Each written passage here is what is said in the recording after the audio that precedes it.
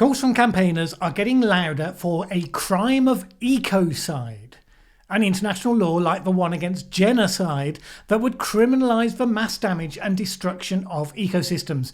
Now that sounds like it must be a good thing, but would it be? Well, let's have a look. My name's Mallen Baker. This is the Mallen Baker Show for changemakers. You may have seen more campaigners calling for a law against a thing called ecocide, mass environmental damage. And generally speaking, I think most people would think that would be a good thing.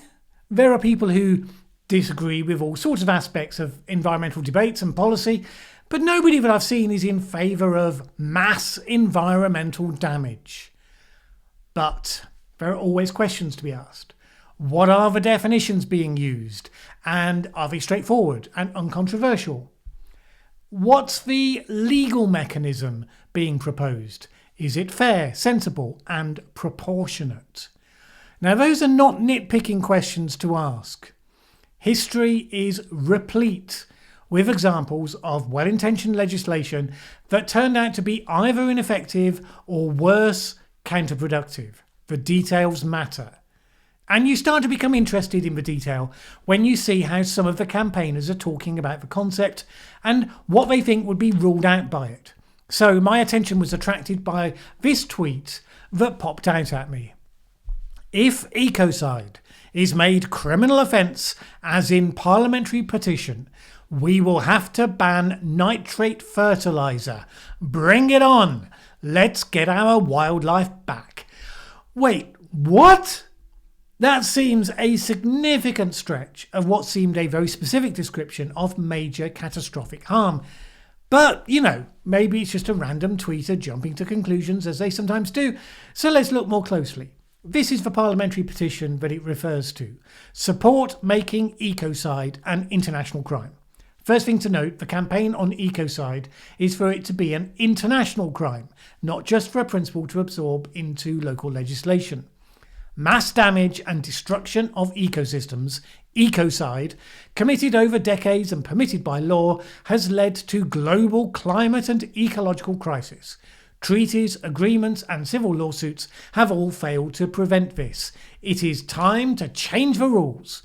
Amending the Rome Statute of the International Criminal Court to include ecocide as a crime, alongside genocide, war crimes and crimes against humanity, could provide a simple, effective deterrent for those in positions of responsibility, enforceable within existing criminal justice systems.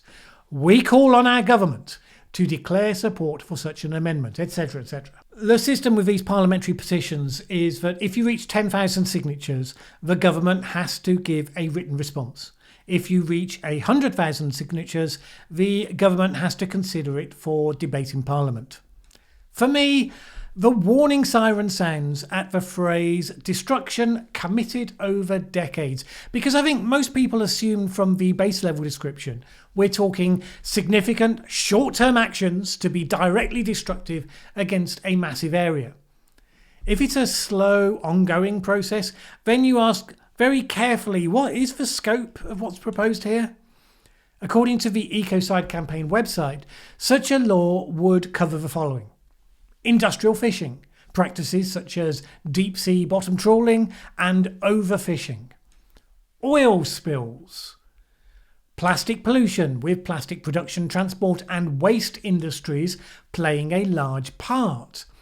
Industrial livestock farming, such as cattle ranching for beef as a major cause of Amazon deforestation. Mineral extraction, copper, iron ore and gold mining. Palm oil and wood production because of deforestation, textile chemicals, pollution from dyeing and tanning operations, agricultural pollution, soils and impacts on insect populations. Should I go on? Because they do. They go on and on and on. You review all of that and you realise this law is supposed to cover all of the things. All the things that the environmentalist community happens to think are bad in the world. One label for it all, ecocide. One law for it all, the ecocide law. So the target for this is Article 5 of the Rome Statute, which gives the International Criminal Court jurisdiction on what are collectively known as crimes against peace. The four existing are the crime of genocide, crimes against humanity, war crimes, and the crime of aggression. And to that, the campaigners want to add the crime of ecocide. It's not actually a wholly novel proposal. Indeed, it was originally proposed that there should be a crime of ecocide added to it, following the use of 20 million gallons of Agent Orange during the Vietnam War to destroy over 3 million hectares of land, which is the sort of thing where you could see a really strong case why it would belong with those other crimes. Such a case was obviously made and then initially rejected when the Rome Statute was first created. But obviously that's not the limit of the current concept anyway. The current proposal emerged in 2010, promoted by British campaigner Polly Higgins. Her version uses the words, "Ecocide is the extensive damage to destruction of or loss of ecosystems of a given territory, whether by human agency or by other causes, to such an extent that peaceful enjoyment by the inhabitants of that territory has been or will be severely diminished." That's pretty broad, although it's not obvious how it gets extended to cover, for instance, the use of nitrogen fertilisers by farmers. But what are the claimed benefits of this approach? Polly Higgins, before her untimely death through cancer, said this: "Many of the laws in our world serve property. They are based on ownership. But imagine a law that has a higher moral authority, a law that puts people and planet first. Imagine a law that starts from first do no harm, that stops this dangerous game and takes us to a place of safety." Ironically, it's worth noting that environmental legislation in its early formative years only really began to work when it started to be based on the defence of property rights rather than on abstract principles of preventing harm, which just highlights that intentions and outcomes are not always the same thing. But anyway, back to Polly. Unlike suing and fining corporations who simply budget for this possibility, making ecocide a crime creates an arrestable offence. It makes those individuals who are responsible for funding, permitting, or causing severe environmental harm liable to criminal prosecution. Chief executives and ministers in jail is the aim. Greta Thunberg's on board. She donated €100,000 from her recent award money to the Stop Ecocide Foundation. And that being the case, it won't surprise you to learn that according to the campaigners, it will cover climate change. Ecocide law, whilst it specifically addresses the source of the harm, can rely on evidence that is climate related to establish the harm. Climate change related evidence is often a symptom of ecocide, e.g. data to show excess greenhouse emissions from carbon major industries. So they would expect to invoke ecocide not only against a company or a government that have devastated an area of the natural environment, but for contributing emissions that are predicted in the future to contribute to a problem.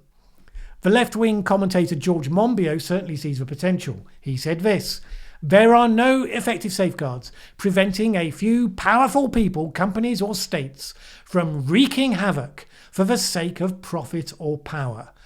Though their actions may lead to the death of millions, they know they can't be touched. Their impunity as they engage in potential mass murder reveals a gaping hole in international law." Last week, for instance, the research group Influence Map reported that the world's 5 biggest publicly listed oil and gas companies, led by BP and Shell, are spending nearly $200 million a year on lobbying to delay efforts to prevent climate breakdown. So is that an example of an activity that would be criminalised under this legislation, engaging in public lobbying of governments? I covered that report at the time, and it had precious little substance. So the idea that it would be put forward as a relevant example of ecocide in action gives you some sense of how problematic this can get.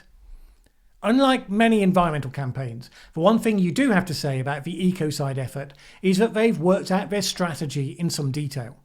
First of all, the mechanism of getting this proposed to become part of the Rome Statute.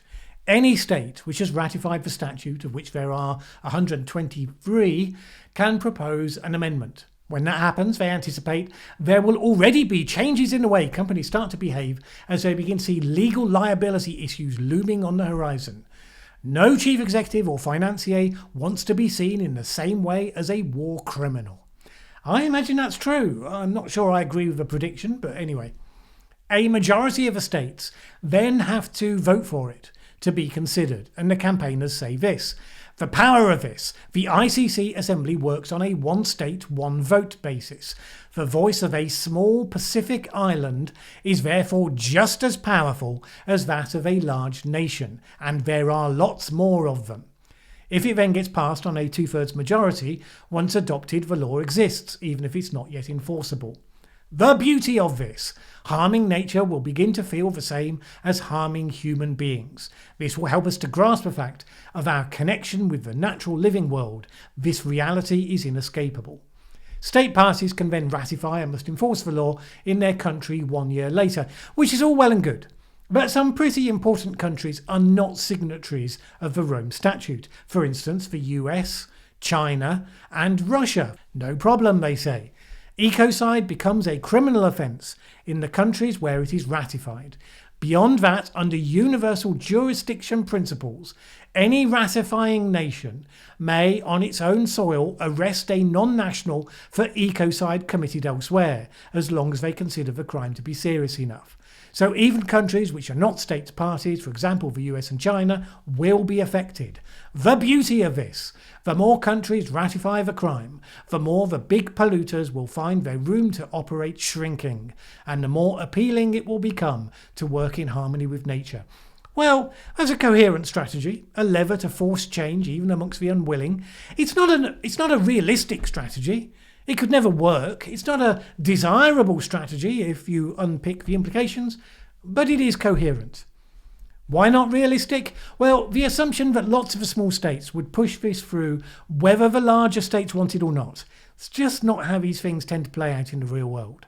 Smaller countries are susceptible to pressure.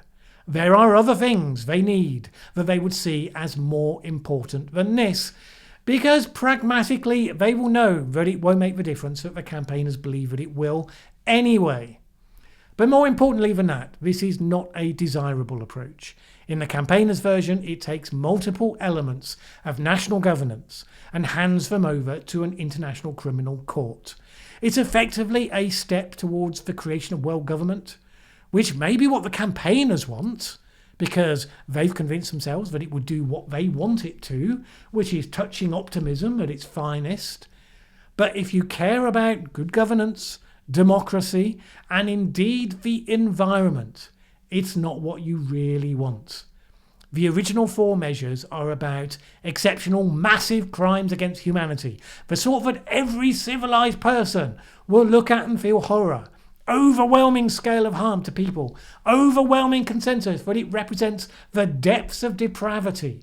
And even then, lots of countries chose not to sign up to it.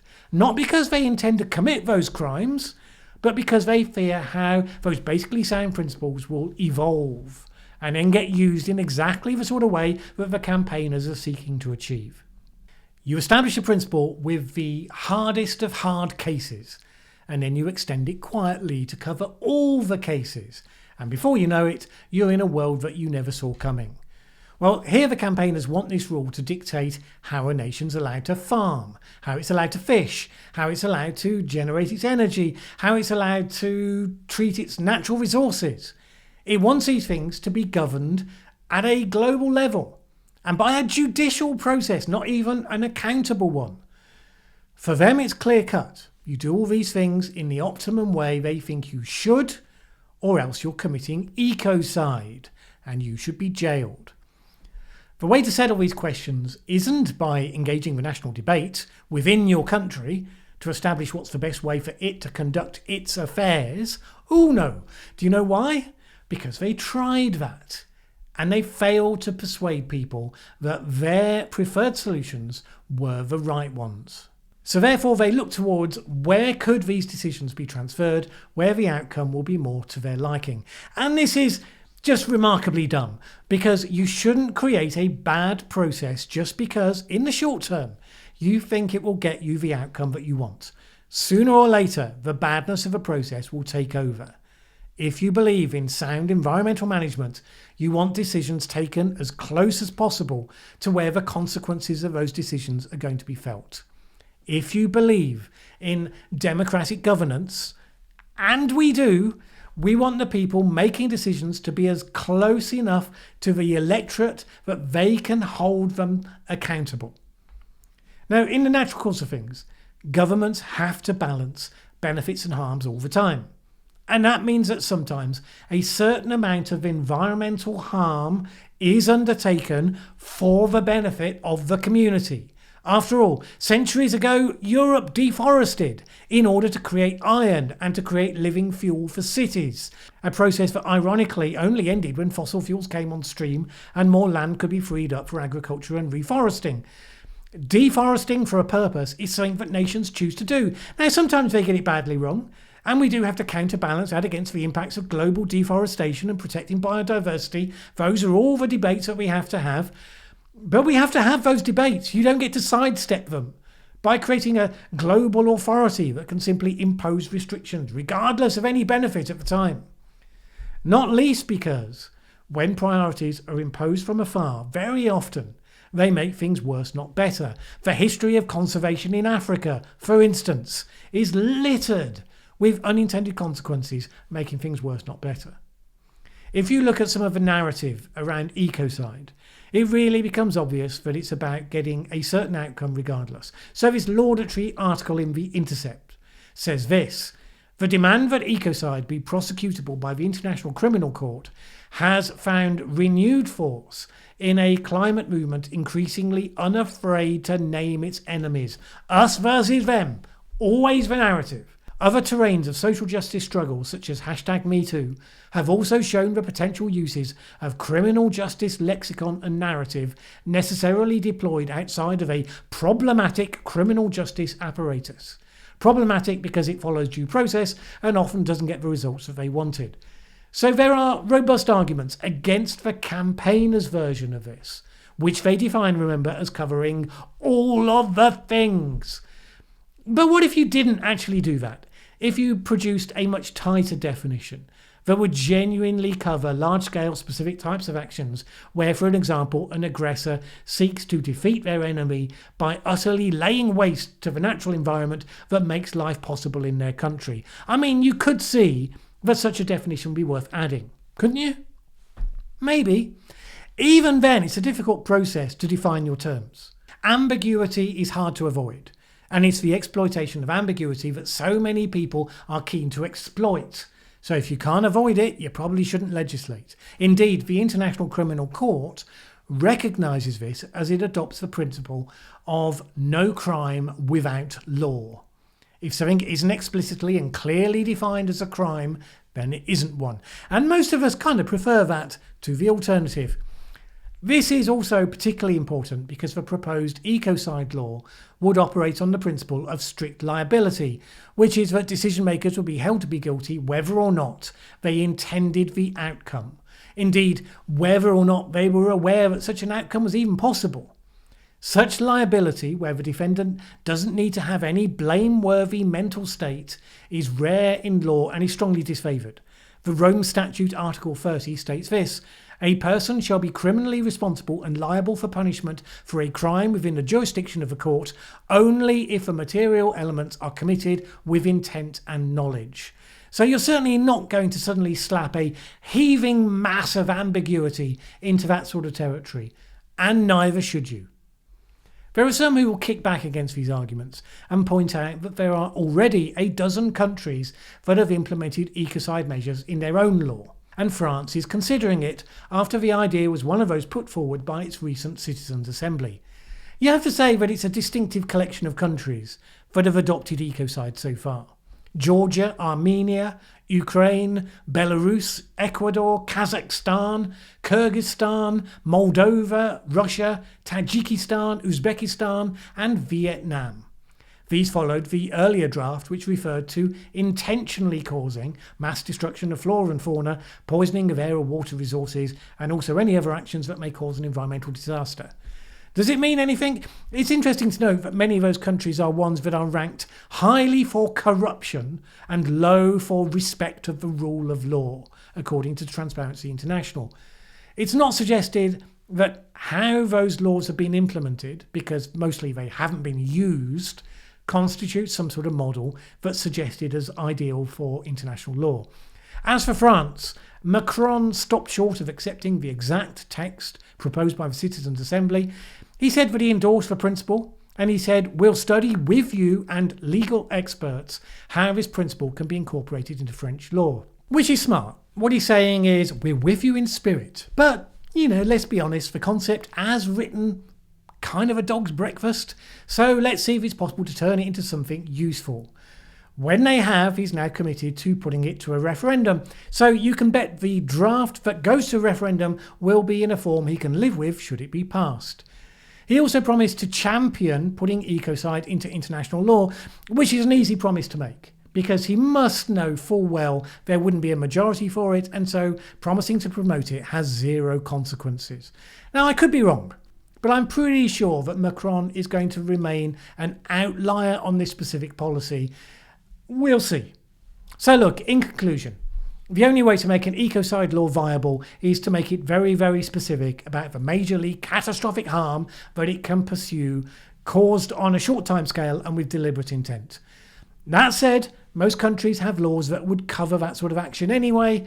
The attempt to turn it into a law for all the things that would criminalise every behaviour that campaigners don't like, regardless of the trade-offs, regardless of justifications, regardless of the intent, that is a tail wags the dog measure designed to use the wrong mechanism at the wrong level to achieve something the contribution of which is highly debatable.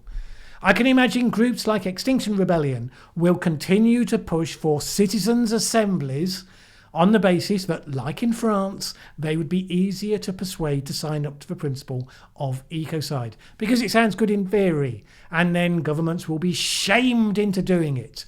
Macron notwithstanding, I strongly doubt that's going to happen. I mentioned at the start the petition to the UK House of Commons. What I didn't mention was that in the last session, the previous session of the House, which was interrupted early for the general election, the same petition was underway then and had achieved sufficient signatures that meant the government had to respond. And it responded like this. The government neither recognises the term ecocide nor does it intend to make the suggested concept a criminal offence.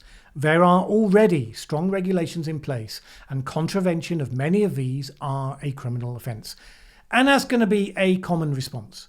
The things that an ordinary person might understand to be meant by the term ecocide will often already be illegal. The things that the campaigners want to lever in to make things illegal that are actually standard mechanics of society, those are not going to be criminalised by attaching them to some catch-all label while nobody's looking. It's going to hang around for a while, but that's my prediction for, and indeed my argument against, the ecocide proposals. Let me know what you think in the comments below.